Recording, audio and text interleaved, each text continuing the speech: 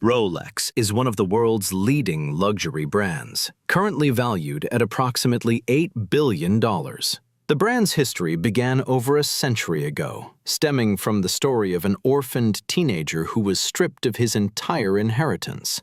With nothing but willpower and determination to overcome adversity, he left his homeland and moved to another country. After several years of self-reliance, he decided to pursue his passion and start a watchmaking business. Little did he know that this decision would lead to the pioneering of the modern wristwatch, transforming the entire industry and building a multi-billion-dollar empire. Hans Wilsdorf was born on March 22, 1881, in Kulmbach, Germany, to parents Anna and Johann Daniel Wilsdorf. He was the second of 3 children. His family owned a successful ironware business, inherited from his grandfather, belonging to the middle class.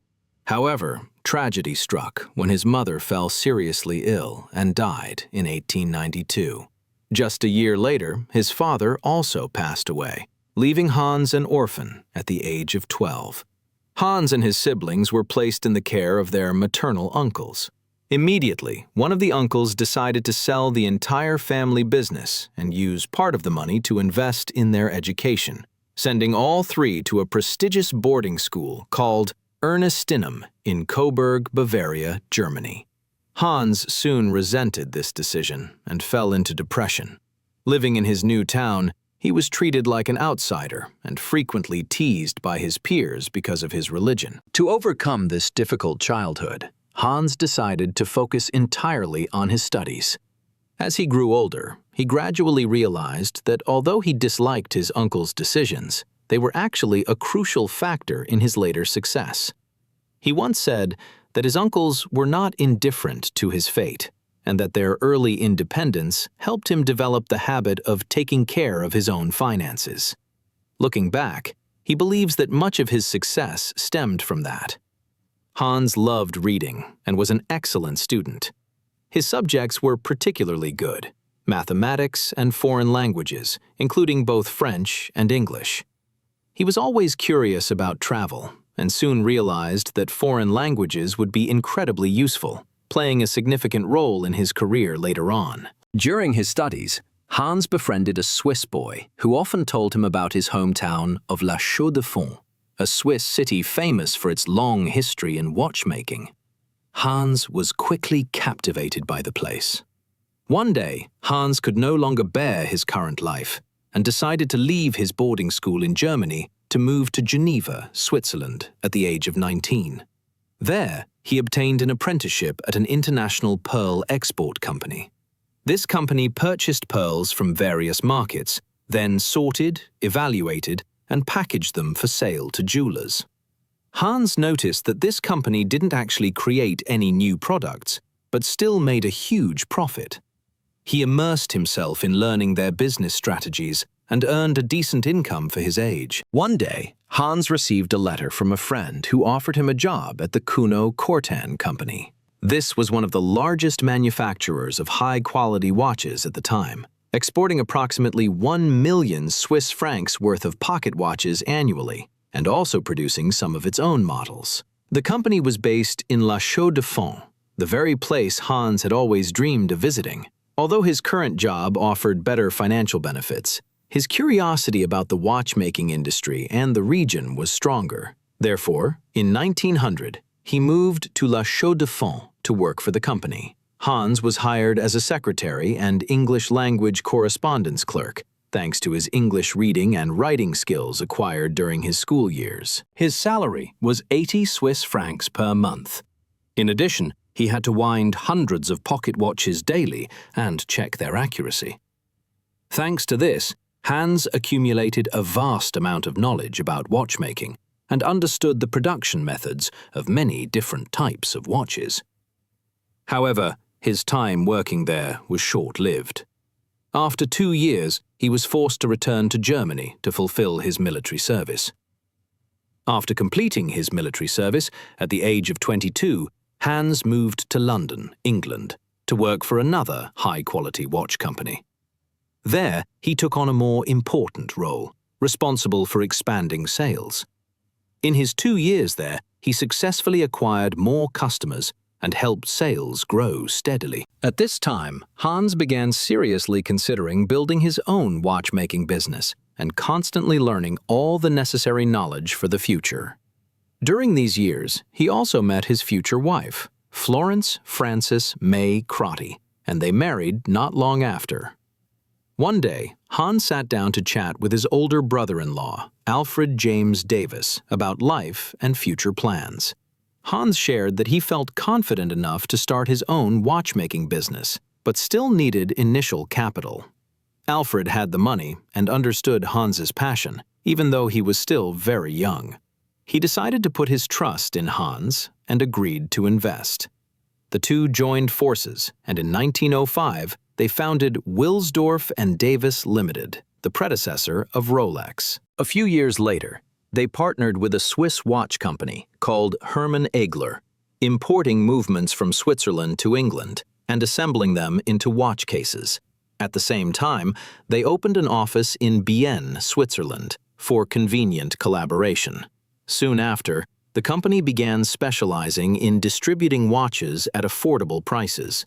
Although Hans loved watches, he noticed a major problem in the industry at the time.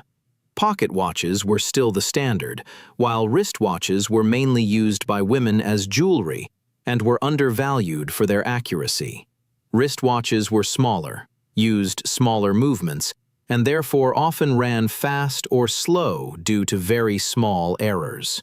This was why pocket watches were more popular and considered masculine because of their larger size. However, Hans found pocket watches very inconvenient, especially having to constantly reach into his pocket to check the time. He believed that wristwatches would soon completely replace pocket watches. In 1914, he said that pocket watches would almost disappear, and wristwatches would become the standard. Hans Wilsdorf believed that sooner or later, wristwatches would become the new standard for everyone, and he was fully committed to finding a way to create the perfect wristwatch. For many years, he traveled throughout Europe, meeting with countless watchmakers to discuss even the smallest details of watchmaking. During that time, he began launching his own wristwatch designs, right from the company's founding. Each watch was continuously improved, aiming to create a high-quality, reliable product for both men and women, based on what he learned from watchmakers throughout his journey. Soon after, his company began to gain a foothold, and by 1908, had become one of the leading watchmaking businesses in England. At this time, Hans wanted to change the company's name to something elegant, memorable, and easy to pronounce in any language. The name also had to be short enough to be engraved directly on the watch face. He spent a great deal of time combining 5 different letters until the name Rolex was born. He immediately knew it was the perfect choice, and just a few days later, registered Rolex as the official trademark for Wilsdorf and Davis Limited in 1908. In the following years, Rolex gradually became known for its high-quality wristwatches and began to be used by the wealthy. However, not long after, World War I broke out, causing many businesses, including watch companies, to face serious difficulties and even close down. But Rolex did not. Conversely, the war made Hans's company even more famous. Thanks to their high accuracy and reliability, many soldiers were equipped with Rolex watches instead of pocket watches, as they were easier to use and safer in combat. Rolex watches also helped soldiers coordinate attacks more accurately, thanks to their stable timekeeping.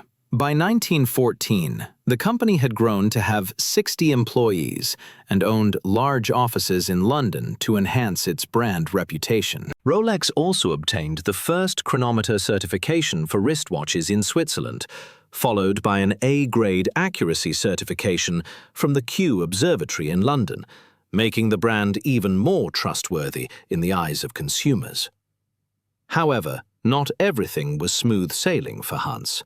In 1914, the British government imposed a 33% tax on companies registered in the UK when exporting goods internationally. This became a major concern, forcing Hans to move his company headquarters from London to Bienne, Switzerland, to avoid taxes. Another reason for this decision was the wartime context, when the British people began to harbour animosity towards the Germans. The name Hans Wilsdorf had a distinctly German connotation, and although he had registered the Rolex trademark, he continued to use the name Wilsdorf and Davis in England, which was increasingly viewed negatively. Therefore, in 1915, he officially changed the company's name to Rolex Watch Corporation Limited. A few years later, he also registered the famous five-pointed crown symbol of Rolex, which later appeared on the company's watch faces. In 1919, Rolex moved its headquarters from Bienne to Geneva, where it remains to this day. Since then, Rolex has focused on manufacturing movements in Bienne and shipping them to Geneva for accuracy testing, perfecting high-end designs and launching them to the market. In Geneva, Hans and his team devoted all their efforts to improving wristwatch technology. He asserted that they had to create a completely sealed watch case, permanently protecting the internal movement from dust, sweat, water, and extreme temperatures. Only then could the perfect accuracy of Rolex watches be guaranteed. Thanks to their perseverance and determination, this effort finally yielded great results. In 1926, Rolex launched the Rolex Oyster, the world's first waterproof wristwatch. This model was sealed in a special case, providing optimal protection for the internal movement and making the watch completely waterproof. Hans understood this was a revolutionary invention, but he decided to wait for the perfect moment to introduce it to the world in the most innovative way. In 1927, Hans heard about a woman from London named Mercedes Gleitz, who claimed to be able to swim across the English Channel, a distance of about 20.5 miles between England and France. Many people didn't believe in her ability, so she decided to repeat the challenge in front of thousands of people in much colder water. Hans saw an opportunity and encouraged her to wear a Rolex Oyster around her neck while swimming. After more than 10 hours underwater in freezing temperatures, she was pulled up almost completely exhausted, having only swum about 4/5 of the way. Although the challenge wasn't entirely successful, the Rolex Oyster still functioned perfectly after being removed from the water. The public immediately went wild for the watch. Hans capitalized on the event by placing a related advertisement on the front page of the London Daily Mail. This marked the moment Rolex rose to international prominence as a revolutionary watch. To further generate buzz, Hans displayed Rolex Oysters in real aquariums in the windows of every Rolex dealership, allowing passers-by to witness the watch's water resistance firsthand. This ingenious marketing strategy worked incredibly well and quickly captivated the public. In 1928, Hans began a more aggressive advertising campaign by collaborating with leading British model Evelyn Lane. Images of her wearing a Rolex Oyster inside an aquarium appeared widely in the media. In 1933, the Rolex Oyster continued to be mentioned in the press when members of a flight over Mount Everest wore Rolex watches and confirmed that their watches were still functioning perfectly after the flight. In 1935, legendary racer Malcolm Campbell set a speed record of nearly 300 miles per hour while wearing a Rolex.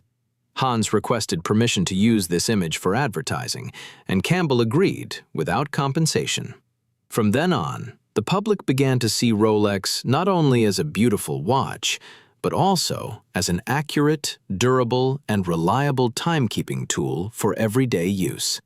However, Hans understood that a good product still needed an excellent marketing strategy to succeed. In 1931, Rolex introduced the Rolex Oyster Perpetual, the first wristwatch that was both waterproof and self-winding.